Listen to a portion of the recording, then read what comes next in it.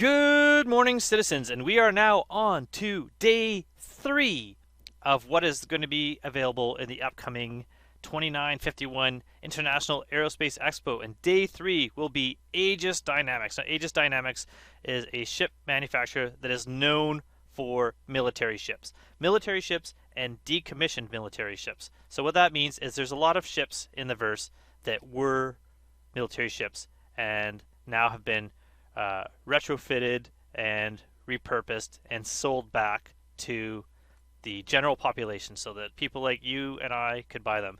Now, one of their more recognizable and one of their starter ships is the Avengers. Now, if I look at an Avenger here, usually it's the Titan, which is considered to be their starter ship. Now, the Titan here is this one here.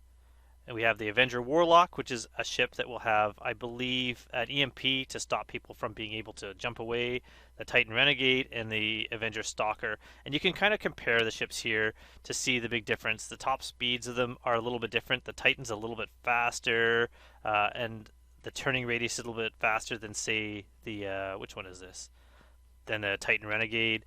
So these are all the different starter ships. So you're looking at the starter ship, let me find their regular Titan. Avenger Titan. Can I go from there? I gotta go this way. Avenger Titan, where are you? I guess I could have just searched for it by name. Avenger Titan, there we go. View buying options. So this is the starter pack. For $70, you would get an Avenger Titan. You would get the AirView hanger. Currently not in game. The hanger module was taken out. Hopefully it comes back in relatively soon, but it's been a while now. Starting money and a Star Citizen download. With that, you'll be able to play the game once the free fly is over. I would wait. I wouldn't buy this until after the free fly event to see what else is available. If you do not currently have a game, just make an account. That's all you need to do, and then play the game. Wait until you see what is available, what deals might be happening before you buy the game, because it's so close now that you really want to see if you can get the best deal or really be sure it's a ship you want. And that's what's best about the free fly event, is you're able to try everything out. You're really able to see what you like, what you didn't like, what kind of gameplay you like, what ship you think might be worth it. I personally think if you can just get the base ship, a small ship, and play the game and earn money in game to work your way up, as opposed to starting out spending a lot of money for something that you're not sure if you're really going to like, this expo is a good way to kind of test and see things that you like without having to spend a lot of money. So the Avenger Stalker, all the Avengers, they all kind of have the same look, kind of the same kind of space shuttle-y. This one, a lot of the Avengers, like the Titan, are known as penguins because they kind of have this bird-like black and white look to them. We have the Gladius. Now the Gladius is a light fighter, an old design, but a really solid fighter. So this is considered in the verse to be like an old repurposed fighter that is now being used by civilians. We have the Redeemer, which was a fan favorite, or was it a fan contest winner? I believe that's what it was. Gunship. This was shown for the first time, exterior only, in the last Aerospace Expo. So that's what the Aerospace Expo is awesome about. You're going to get to see things in development. You're going to see things that you haven't been able to use.